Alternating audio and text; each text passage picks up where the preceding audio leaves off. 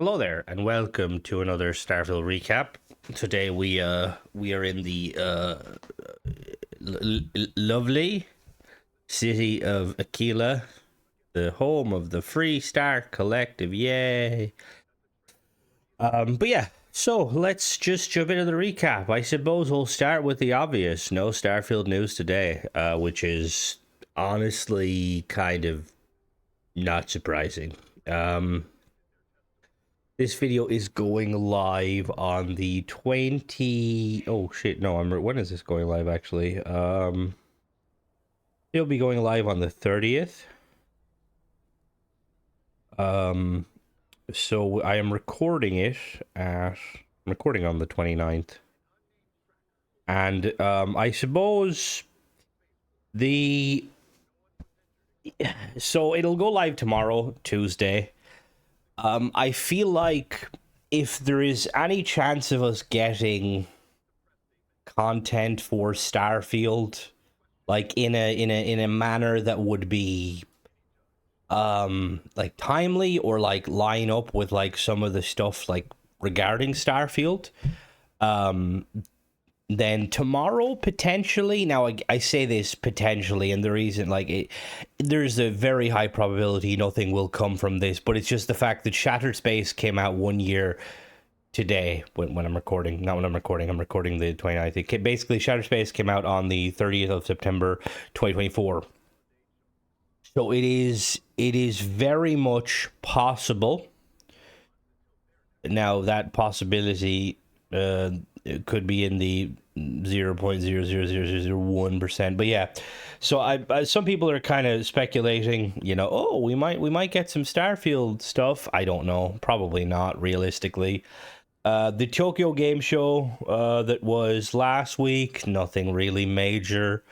Nothing regarding Starfield at all. I think the only thing I know of that was related to Bethesda was that there was like Japanese Fallout 76 fans were showing off their camps, which is kind of cool. The only actually mainstream game they showed off, I think they showed off Flight Sim, obviously, but they showed off the new Forza, which that's kind of, yeah.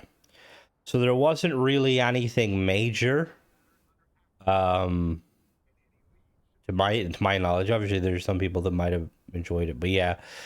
So we're kind of getting to this point where I feel like a lot of us Starfield fans, we move the goalpost. Like, oh, don't worry, it's like we're definitely going to see it at the Xbox showcase in May. Oh, we're definitely going to see it at the at Gamescom. Oh, we're definitely going to see it at the video game showcase. Oh, we're definitely going to see it at the Apple showcase.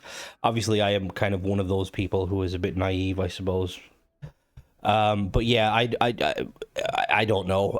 To be honest with you, it's looking like if we don't get any sort of information like this, like what, like we're into the October soon, and I feel like I don't know. There's a part of me that thinks that they're going to kind of just shadow drop something, but then I don't really. I mean, from a kind of an advertising point of view, I feel like shadow dropping doesn't really help.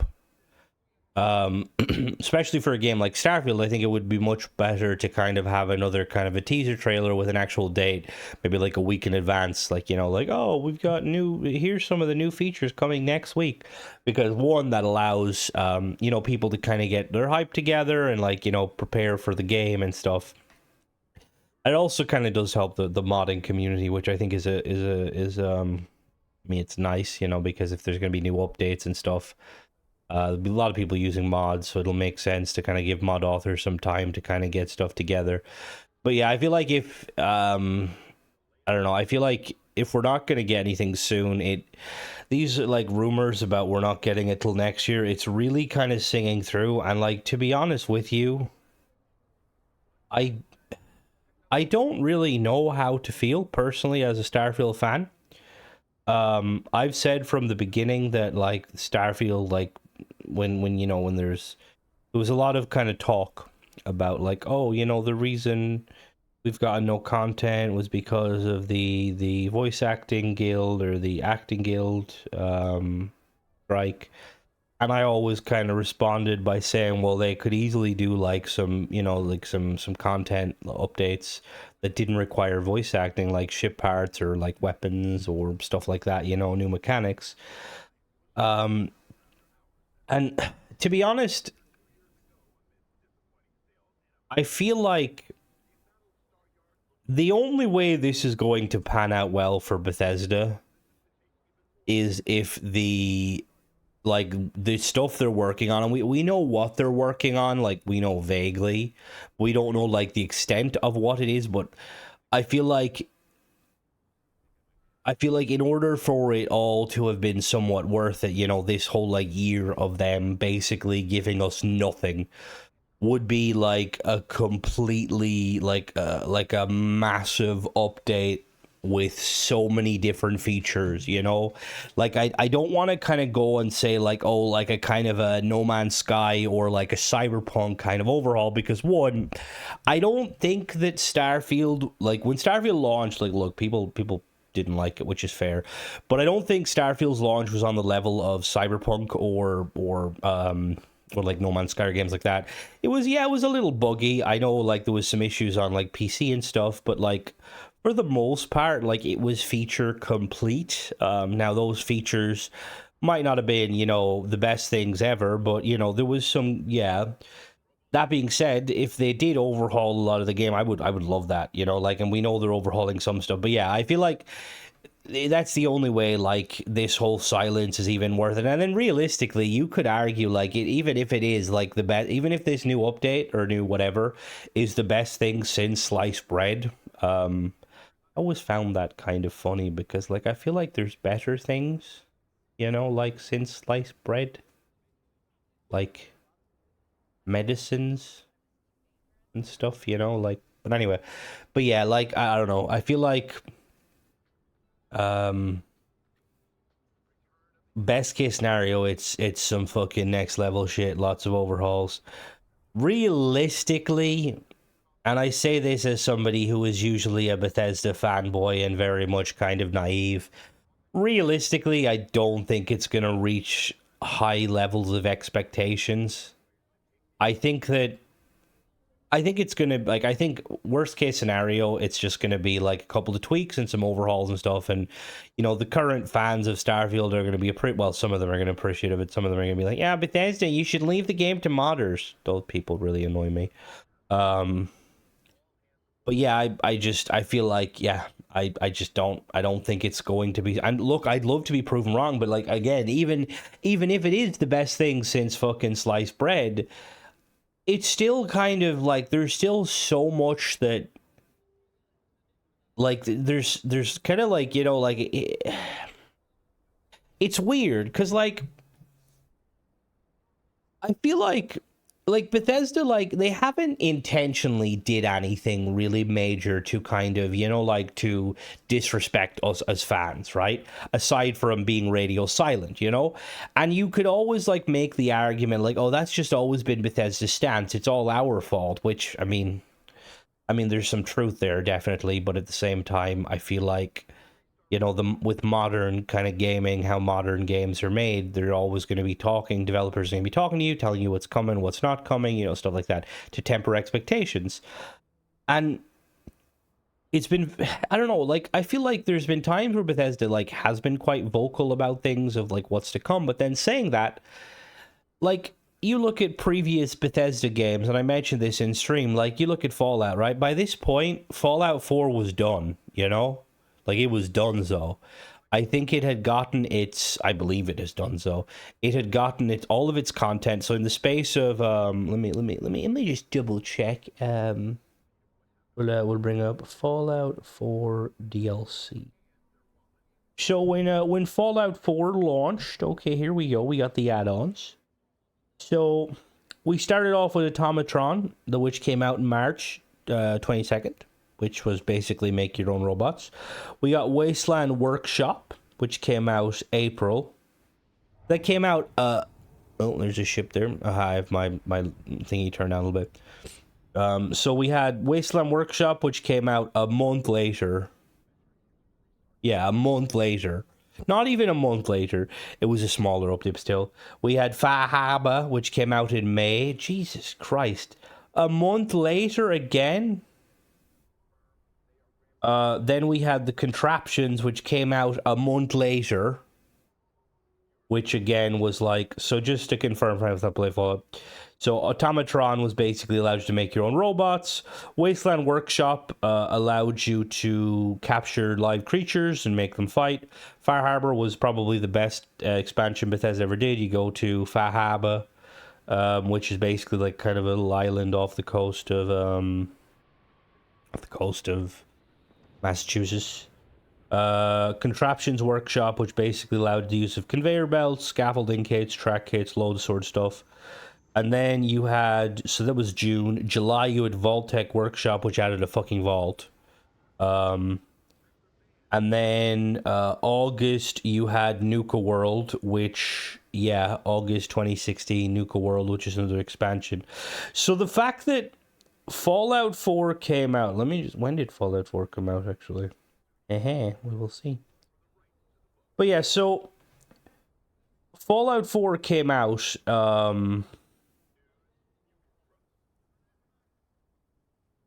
and over the course of 6 months, right? They got 6 content updates, 2 of which were massive, right? Massive. What have we gotten in the 2 years that Starfield's been out? We got the Trackers Alliance, which I would honestly say that there was probably more content in the Wasteland Workshops than there was in the Trackers Alliance, but it was still kind of a cool idea. And we got Shattered Space. And that's really it. And again, it's like, what? It's yeah. Like, when we go back to, again, touching on what Todd said about how we want Starfield to be like this kind of 10-year thing, and I've seen a few people make jokes saying, Dory, the content starts at year 5. That's hilarious, but hopefully not true. It's very clear that, you know, like, that they wanted to do, I mean, Todd himself said that they would have loved to extend the lifespan of, like, Skyrim or Fallout 4, right? So, like, that's obvious. What's the issue with Starfield, Bethesda? Like, look, even if we go off of the whole ideology that, like, part of the reason Bethesda went a bit radio silent was because of Shattered Space's reaction, which is fair. It obviously didn't kind of turn any heads. I mean, I think it did in some ways, but, you know, who am I to say? You know, I'm a fanboy. But, like, why, like, I don't know, like, there's so many avenues of content you could do. Like, even, like, the smaller ones. Like, I'm not saying you have to go out there, you know, like, pull in fucking all of the main characters and the voice actors and bring them back, and, you know, it costs a lot of money, because I realize it costs a lot of money. But, like, you could have done, like, a fucking, like, the equivalent of, like, a Wasteland Workshop DLC. Like, you know, like a DLC, like, that it could have cost like 10 to 15 euro. Hell, you could have probably charged 20 euro. A lot of us still buy it. That's $20.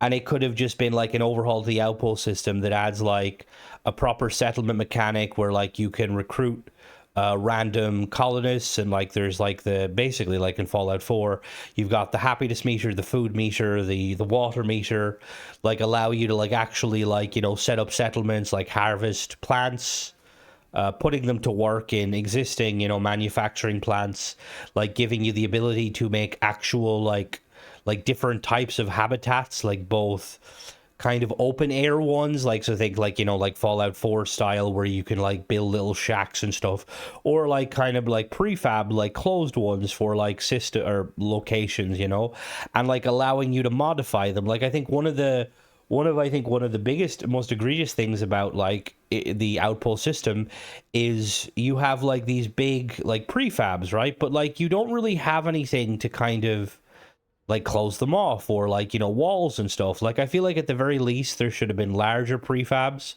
you know, like ones that like you could use to house like, you know, a couple of like, you know, like a handful of people instead of. 'Cause I feel like prefabs are all currently designed in a way like where it's basically meant to be like a living quarters for like 1 to 2 people, and even then that's pushing it. Like, why isn't there like huge ones that you can use as barracks that like are, you know, why isn't there like wall systems like where you can like snap walls? That's something that I think they could have also like kind of shared with the ship stuff. The other thing is, again, why, again, if they're going the Wasteland Workshop, why hasn't there been like a ship overhaul that added like a load of new parts? Like, I'm going to be honest with you, Bethesda.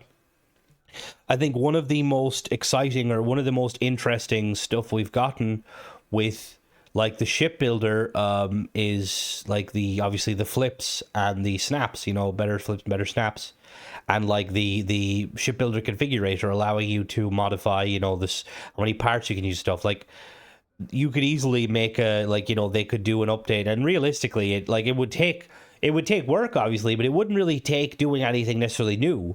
Like basically just allow it so that like all ship pieces can be flipped like 360 degrees to an extent, obviously. I don't think we need to go level of like cross heavy industry. Like, dude's just fucking, he's next level with that stuff. That's fucking amazing. But like at the very least, you know, like give us like kind of sideways flips and stuff. Like easily could have did that, and that would have been like its own little kind of Wasteland Workshop. You know, like there could have they could have done like they could have done like a list faction, which is kind of similar to the Vault Tech kind of one, or the Vault Workshop, but it basically just focuses around list and like making actual colonies, and they're like being a bit of a distinction between having, you know, like your own little kind of like little outposts that, you know, they maybe house like a dozen people, 2 dozen people, versus like an actual colony system where like you could set up a colony that would like rival like say Aquila City or Hopetown, and you could have like, you know, like hundreds of residents. Now obviously a lot of the residents would probably just be like kind of generic pseudo NPCs like the crowds, but still, you know, like I don't think it would be that hard to do. Like if Aquila City runs like absolute dog shit most days, like it wouldn't be hard like to allow a player to make something like a quarter the size of Aquila City. And again, yeah, like there's just so many like there's so many ways of like they could have done it. And then when you like not even taking into consideration like actual like paid like DLC content, not like, well, I say DLC, I mean like story related, you know, like you could expand upon all of the different factions. Like I honestly would love to see Bethesda do like kind of sequel expansions to various quest lines. Like imagine like a kind of a sequel quest line to the UC Vanguard quest, where like regardless of what like choice you make, clearly it didn't work to the intended purpose.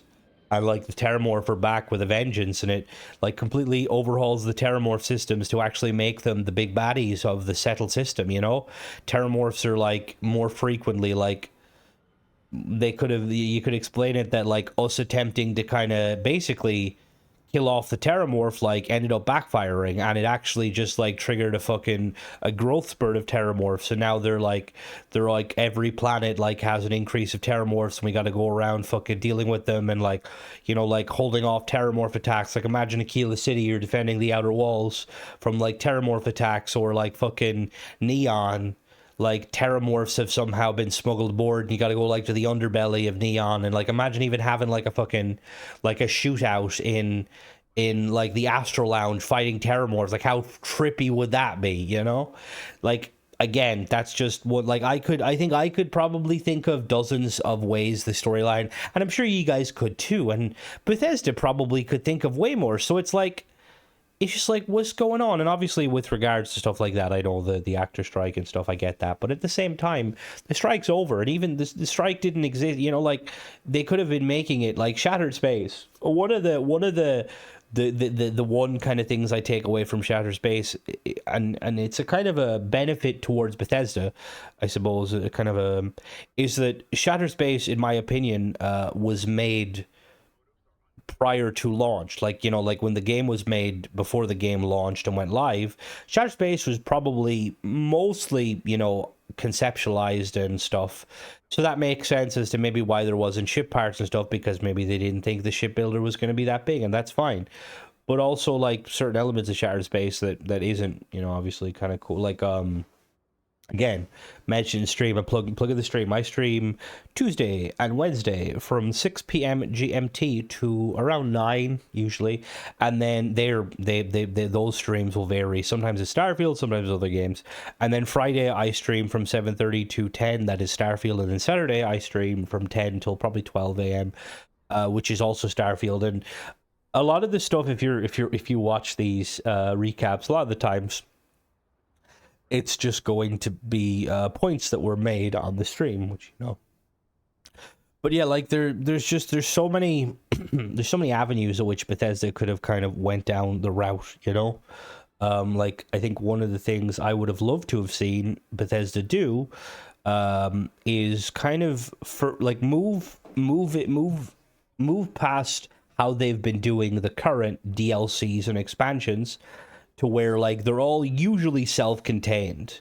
They have some sort of kind of like relevance, like, you know, they tie into the main game, but for the most part they're standalone features and have no real kind of, you know. And I think that was one of the bigger criticisms of Shattered Space is the ending of Shattered Space has you potentially restarting the Great Crusade. Nothing ever comes from that, you know? Like at the very least they could have made it so that doing that, like there would be an increase in you know, like the Varun, the Zealots, the attack would get like kind of they'd be emboldened and you'd see them attacking more frequently, larger ships. You know, like you would have like missions from like the Vanguard and the Freestar where you would have to go and basically deal with like this increased incursion from House Varun. At the very least, you know, like they could have even kind of went to a level of think Fallout 4's Nuka World where like you could opt to side with them and you could go and create outposts on the fringes of the settled system that was basically going to act as a foothold to allow House Varun to attack. And it could have honestly ended up in like situations where like you get to like think like the Skyrim Civil War to an extent. You basically get to help House Varun go and like take control over all of the settled system. And I know, look, this would have been a kind of a, like, it would have been kind of big, but I don't think it would have been too hard to do. Like, you know, all you gotta do is, like, make, like, you know, key battles, you know, remove most of the civilians so that it's not just kind of, you know, a lot of guards and you basically have to push through cities, like, taking over everything. And then, like, when it's all said and done, you basically install House Varun as a, you know, as the kings of the jungle. And this could also play into the fact that, you know, when you go to the Unity and you kind of see what, you know, what your choices were, you could definitely kind of tie into that, like, oh, this Unity you chose to like you chose to install House Varun as like the true rulers of the settled system. You could have a version where, like, let's say your character does in Shattered Space, your character starts the Great Crusade, instantly regrets it, and then like you're basically like working to try and like rally the settled system, you know, rally the UC and the Freestar, getting them to work together, you know. Just yeah, there's so many that could be done that ultimately, yeah, I don't know. We're just gonna have to wait and see, and it pains me because I I don't know the true stats of like Starfield. I don't think it's doing as well as previous games. I mean, that's not a big, you know, but like I feel like we're taking on water, and that water is actually fans leaving, so we're losing water. I know that's a weird analogy, but like I feel like we're bleeding here, you know, like we're hemorrhaging at this point. Like, geez, we're gonna go into full blown fucking, what's that state when you like anaphylactic shock? Is that it? Is that it when you bleed too? But yeah, basically, like we're losing people, Bethesda, right? Like I would assume that like Shattered Space was like when Shattered Space came. Well, I know I'd say when Starfield first launched, there was a massive player base, right? And I think slowly, like that probably. Well, I don't think slowly. I feel like quite rapidly people probably dipped because they realized it wasn't what they were intending. You know, what they thought it was. You know, it's not exactly Skyrim in space, folks. It's more like Fallout in space. But like when Shattered Space came out, there was obviously a bump in player base, and then like obviously we've had some kind of paid mods that have kind of bumped the player base and stuff. And ever since then, I feel like every day, like we get like it's just going to be players that are just leaving and moving on to other things, and like I don't blame them, you know. Like I suppose, look, here's the thing, right? I know I'm going to get comments like Crimson. It's like a single player game. Like there's nothing, you know. Bethesda don't. they're not expecting you to kind of stay here. They don't deserve, or they don't need to say anything. And to that I say there is truth in your words, random commenter. While yes, this is a single player game, and there's nothing stopping us from kind of taking a step back, coming back in a year or two, when they're still teasing Terran Armada. But I just feel like there's the big thing to me was the whole like the 10-year point, like and maybe look, maybe it's on me, but I kind of assumed that when Bethesda was doing this whole 10-year thing, they were kind of hoping to keep the fans constantly entertained, they'd be dropping updates, free updates, paid content updates, DLCs, expansion, stuff like that over the course of the lifespan of the game to keep you kind of interested, turning it into essentially a pseudo live service game, which currently only really, like, live service games only really exist in like multiplayer. Usually, like, you think Destiny, you think Warframe, I think, is a better one because I've never played Warframe, but apparently it's in a good spot. Like, there's probably dozens of missing out. Like, obviously you could think of like Call of Duty and Halo to an extent, but like they're kind of slightly bit different. But yeah, like, regardless of like, that, like, when the whole 10-year thing, like, I was like, oh cool, like, so we're basically like, it's going to be a case of we're going to be kind of, maining Starfield, and like over the course of like the years we're going to be getting cool content updates. That's not been the case, and it's like that's kind of why, like, I get a little bit frustrated, because if Bethesda never had any intention to actually do this whole 10-year plan, then why say it? Not to mention, look what I referenced earlier. Like, they were pumping out like paid content month after month consecutively, and they kind of did similar with Skyrim. They did similar with Oblivion, they did similar with Fallout. So, like, honestly, it's just, yeah, it's like, what's going on here? What the absolute fuck? Yeah, I guess we're just gonna have to wait and see. Who knows? This could go live tomorrow, and there could be a massive Fallout. I mean, realistically, there's more credibility of there being a Fallout update. I'm always going to be hopeful, because don't get me wrong, like, if you're new here, or like maybe you don't always watch my content, you maybe think, Crimson, you're being very hard on Starfield, and I am. I'm being hard on Bethesda, because they're squandering this game. Like, it's obvious this game wasn't going to do well as Skyrim. That's like, it wasn't going to do well as Fallout, right? It was never going to do as well as Skyrim. Skyrim's a fucking anomaly in the gaming universe. Like, people who don't game know what Skyrim is, Like, it's one of those games where you could mention Skyrim in a room of like 100 people of varying kind of, and most of them will at least know, oh, I know of Skyrim. That's that game where you fight dragons, Like, Starfield was never going to be on that level, but it still could have done well if Bethesda, like, actually kind of, put the effort in, and I still hold out hope that they are going to put that effort in. But even if they do, it's that whole thing of like, you can't just kind of, you can't just go radio silent for a year every so often. Like, I suppose, the last thing I'll say regarding this sort of thing is that I am hopeful that when this new expansion or when this new update drops, that Bethesda will at least sit down with us and explain what happened, or just tell us, like, what the future holds. Like, if we're going to be getting actual content, like some sort of a roadmap. I know roadmaps are, in the gaming industry, roadmaps are kind of like, they're here and there and a little bit of everywhere, because it's hard to stick to it, but I feel like even having like a very simplified roadmap, like not giving like exact dates, just like, okay, we're going to try and pump out this content, for spring, this content for summer, this blah, blah, blah. Anyway, yeah. Now, I want to talk about like some other things regarding Starfield. Not necessarily we're going to move over to like, just briefly kind of mention some like things that like choices that I do wonder what Bethesda did. And if any of you guys out, first of all, if any of you guys out there have any insight, like I would love you guys to let me know, because I'm not really familiar. Like I know gaming, I'm a bit of a, you know, like I'd be like one of them armchair developers. I know the bare minimum, but I'm also, when I say armchair, I mean that in like kind of a somewhat condescending way. Like I don't claim to know everything, and I don't, you know, like I know very basics. But like there's certain elements of like Starfield that I feel like Bethesda like opted to move away from for previous games. Like I think one of the simplest examples is like the fact that, like if you look at, let's say for instance, like Fallout had like, and Skyrim had the whole like system of NPCs kind of sleeping and waking up and stuff. Like aside from some locations, NPCs don't ever sleep, ever.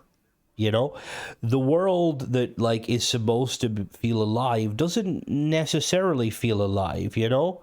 Like there's references to like certain locations, like for example in Aquila City you've got like some people have houses, but generally speaking the people that have houses never leave their houses, you know.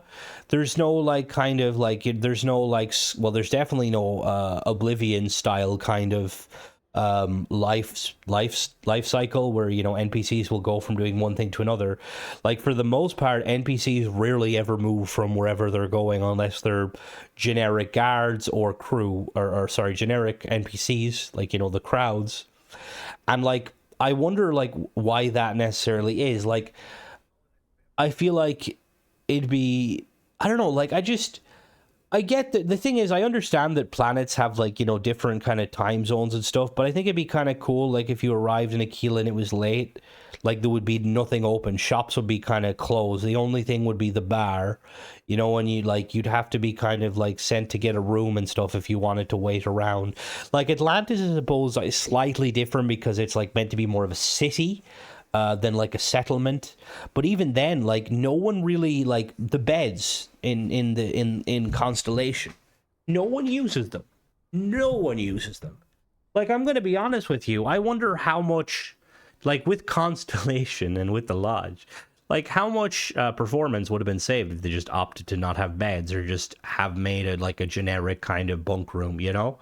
Like it's just it's weird to me. Like I realize there probably is a reason for doing this, you know. It's like the same way jumping from Oblivion to Skyrim, they opted to combine the or the, not the leg armor, they opted to combine the greaves with the chest plates, to kind of, apparently doing that for Skyrim had like a massive, like it was a massive kind of benefit to the engine and made things easier to do. So like I realize that there is a kind of an element to that, but yeah, it's just like, yeah, it's just what's going on. The other kind of, one of the other things like I will say is, again, with like melee combat, like why is melee combat so shite, to be honest with you? And look, I went back and I played Skyrim, and I initially, when I like always just talk about like the melee combat in Starfield, I kind of would always look back to Skyrim with rose tinted glasses and be like, how did we go from Skyrim to this? And I played Skyrim recently and I realized that, look, the melee combat's nothing to kind of write home about, but it's still it's a lot more satisfying.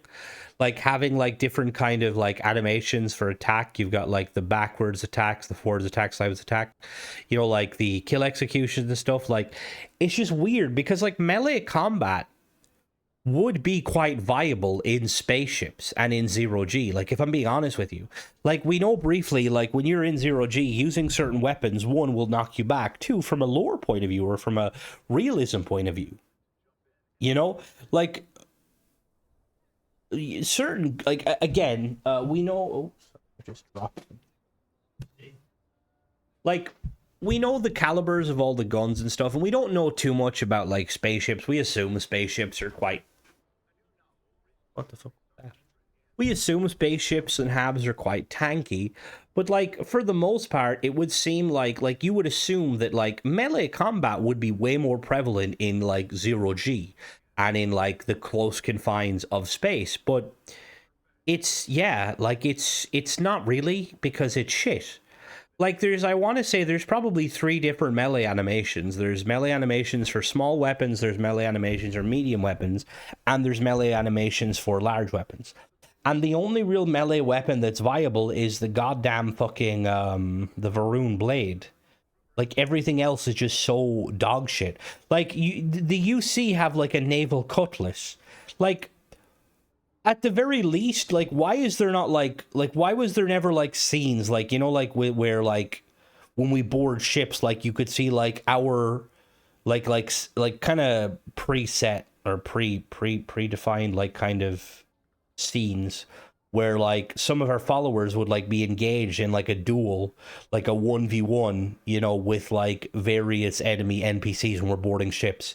Like imagine like you could have like Sarah, and like if he gave her like a blade, like she could be like having like a 1v1 with like a random spacer, and you can obviously watch it, and it may go her way, it may put her on her knees, she may annihilate, or you could obviously intervene and, you know, be a dick and be like, no, I'm gonna shoot them.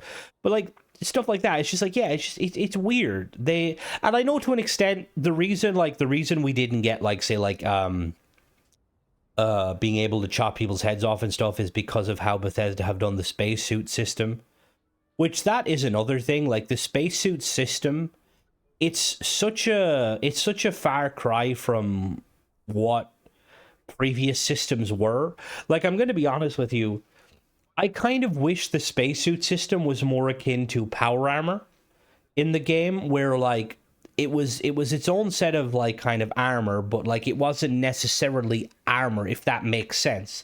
Like obviously there is armored spacesuits, but like spacesuits kind of take priority almost everywhere. You know, like the only times you really see NPCs not wearing spacesuits is guards, and realistically, yeah, and like that kind of annoys me a little bit because I think that, well, I don't think you always necessarily need to wear spacesuits in space necessarily. Yes, you know, it's advantageous, but like I think it'd be kind of cooler if like if armor played a bigger factor, if spacesuits were kind of like treated like somewhere between like power armor or like, you know, radiation suits.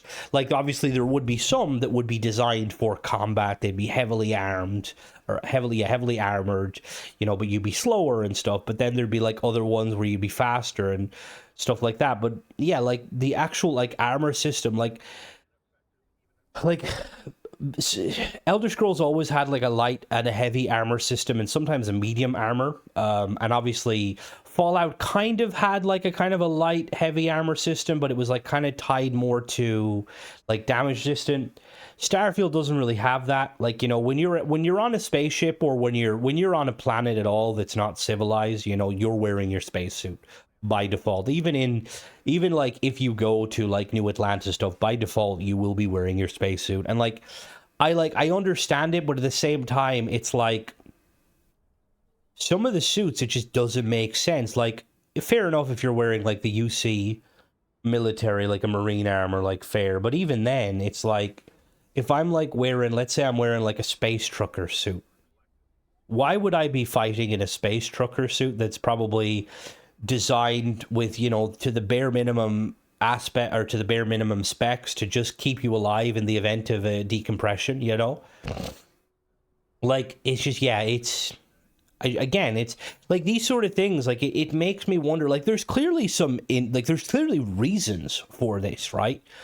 But I'd love to know, like, why. Like, I'd love to see Bethesda sit down and kind of explain, like, okay, like, the reason we did this was because of this, you know? The reason NPCs don't have the whole, like, life cycle is because that's actually quite impactful on the performance. My game just crashed. What the hell just happened?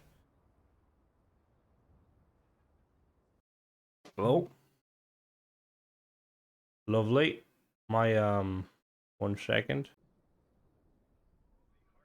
All right, that was honestly, that was kind of hilarious. I mentioned I mentioned performance, and my game craps itself. So I don't necessarily think I don't actually know if that was the game's fault or if it was, I got like an error right at the end where it was like encoder, my OBS encoder was being kind of overloaded. Now I've never seen that before, but then every time I update OBS, there's always something stupid happening. Like sometimes it resets my features. Yeah, but we're back. But yeah, like it's just like certain features. Like I realized they're probably going to be adding them or like removing them for various reasons, but I would kind of like to know why, you know? Obviously Starfield is Bethesda's most, obviously it's their most recent title. It's probably their most, I mean, it is their most ambitious title. Like we have like spaceships that function that we can fly around in. You know, we have, I mean, we have vehicles. They got vehicles working. I know they're like 4 people use them, but still, like, that's really, really cool. So it's just, yeah, it's just one of these kind of instances. I'm keeping looking at my character's head to make sure there's actually movement, because I can't see there's no NPCs currently walking underneath me. But yeah, I don't know. Let me know what you think. Like, if you guys have any insight, or like if, because I know Bethesda have like said some things. I'm gonna be honest with you. I'm not very like in tune to like stuff. A lot of the, I don't use like Twitter or any of them other kind of thingies, and I don't usually like watch like Starfield content specifically, just because I feel like I would never want my channel to like subconsciously be like, you know, to subconsciously reference or copy people or anything like that. Occasionally I will watch content and stuff, but what I suppose the point I was trying to making is like, if there's like been interviews with Bethesda, I'm not aware of them. You know, I know a few people have mentioned in the past, like, oh, you know, an ex-Bethesda like did an interview with, you know, blah blah blah and stuff. And if that is the case, I'll definitely want to look them up, because I would be interested to kind of see, like, you know, the choices that were made and why they were made. But yeah, that's it regarding that. I suppose we'll move on to the mod stuff. I will say I've been having so the Creation Club went down yesterday. Not yesterday, sorry. So the Creation Club went down Saturday. So basically mods, just, you couldn't do anything. You could load the creations, but you couldn't update or anything. And if you tried to update it, it would basically just crash. I'm gonna be honest with you. I have no idea what happened, but like my save file just wouldn't work. I tried to load my my save from when I played Friday the day before. Now, just to keep in mind, I had not updated anything. I had not messed with mods at all. I usually don't really update my mods unless someone tells me. But yeah, I hadn't even opened the creation menu between the Friday playthrough and the Saturday playthrough. And for some reason, my game was really bugged. Like the ship I made like a kind of it was like supposed to be like kind of a Mamba from like Elite Dangerous, kind of almost, using the cross heavy industry pieces. And the ship I had made and saved, when I loaded the save, the ship wasn't mine. And when I tried to board the ship, boarding it I would go inside of it, but none of the ship was there. It was like I was inside an invisible ship. And I made my way to the bridge of said ship, and it ended up resulting in the game crashing. So I have no idea what happened. Again, look, I always say I'm playing with mods. Mods can definitely break your thing, but I hadn't added any new mods to necessarily break anything. Like I run the same kind of like shipbuilding mods that I would usually run, you know? Like nothing really major or minor. And yeah, like it's just, I'm not fully aware, but like, I see, the thing is once you like download and install your mods, I assume that your mods were like standalone, and like even if the creations like website went down, your mods would be fine. But I don't know. Like, I don't know if the issues just randomly occurred because of, you know, that can happen, or if they're like the issues were because the creations site was down, which if that's the case, that's kind of very strange and very annoying.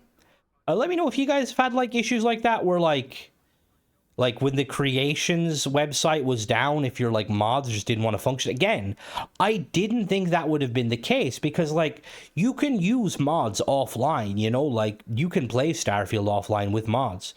So I just don't really understand how there would have been like some sort of overlap.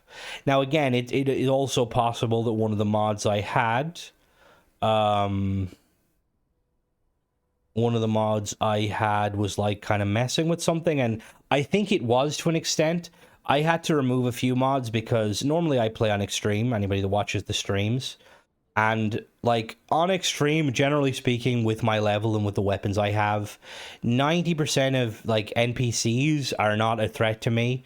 The only ones that are a threat to me are usually people using magstorm weapons. They can be kind of problematic, but for some reason every single enemy was able to pretty much one-shot me, and my damage was like essentially being halved, which was really strange. Again, I'm not 100% sure. The only combat mod I had was the AI, the paid AI mod from Red Dog, and Red Dog was in the stream, and I did ask them, but I don't know if they saw it. I mean, I'm guessing they didn't, because they never got back to me. But the only thing I could think of is that mod. Now, the mod itself, I don't think, again, here's Crimson not really let me actually double check instead of, like, making assumptions. Let me check. Starfield Creations. Because I don't think that mod, like tweaks the damage of, like, the enemies, but again, I'm not really sure. Let me check. Okay, I'm just gonna really quickly skim it, and we're doing this live. All right. So it says all NPCs overall will be more alert, respond faster, use boost packs more, work together, use cover, suppress, blah blah blah. The mod author did mention, he said no NPCs are edited, which allows maximum compatibility with other mods. Render to load last to avoid any potential conflicts. Now, Red Dog did mention that he made some of the enemies more accurate and stuff. I don't think it was accuracy necessarily, and I'm not sure. Look, it might not be that mod, but like to be honest with you, that was the only mod I had like downloaded that like was anyway messes with combat. I don't really mess with combat mods, like any sort of them overhaul mods, not really a huge fan of usually. And I mean realistically the only reason I kind of downloaded that like I downloaded the kind of the AI overhaul because I was kind of hoping for, you know, more AI stuff, but yeah, it obviously did do that, but I don't know. Again, hopefully I'll reach out to Red Dog potentially and see. But yeah, it's just it's a weird one because like mods in general, like I doubt one of the mods I have in my current playthrough. I have no idea what fucking mod it is, but I can't talk to Simeon. I try to talk to Simeon. Simeon's a follower. He will just blank me. Only NPC in the game just blanks me, and it's very strange because like the only time I've ever seen issues like that, right, is when you spawn in an NPC from a different New Game Plus. Like when I spawn Cora in, right? Cora will talk, but she will not talk to me. I did the same thing when I spawned in the version of myself. They would talk, but they would only talk to me. Sorry, they wouldn't talk to me. So I don't really know what the issue is. I'm gonna more than likely purge my mods, do a fresh install of Starfield on both the Xbox and PC, and we'll go from there. But yeah, see, and this is something I always say, like with mods and stuff, you always want to be careful because mods won't always show their issues straight off the bat. Sometimes it could require you doing something in a specific way to kind of mess with, you know. Why is that engine really low on that ship? Sorry. So yeah, I'm not really sure what caused it. I may run my mods through loot if I can figure out how to do that with the Xbox creations. Again, it's a weird one, but yeah. So let me know if you guys have had any kind of weird issues like that. again, like, I just want to clarify here, like, I'm not specifically saying that the issues I had with combat was to do with Red Dog's mod, but it's just like, it's, what is it? Is it Occam's razor or is that Hanlon's razor? What's the one where, like, usually the simplest solution, and this is, the solution is that's the only mod I downloaded that tweak things. So, like, maybe that made them, but yeah, weird. I don't know why it would half the damage. Like, it was literally, and again, not talking about the mod of that, but like, I was using like a couple of weapons. I was using Bub's railgun, and Hara's shotgun, and Nova's deagle, and like, I mean, the railgun I have like modded out the wazoo, and that thing usually will one hit most enemies. It's kind of my, my BFG basically, and like, the damage it was saying, I like, like on the stat page was like, I want to say it was like 2,000, but when I was hitting enemies, it was only hitting for like 1,000. So I don't know. And again, I don't usually look very closely at that. So maybe that's just a common thing. I don't know. Maybe I'm just getting trashed in the game. But yeah, if you've had like any issues, like, let me know. If you've ever like download a mod and like the mod like messed with something it shouldn't, because it is very possible. Like, the CK, the new version of the CK is very finicky, and sometimes you can make a mod that makes it so that, your ships shoot fucking rainbows, but somehow something could happen, and like, you could end up like accidentally breaking the lodge again. Just example. But yeah, that's pretty much it, guys. As always, thanks for watching. Don't forget to subscribe, and catch you in the next one. Bye bye.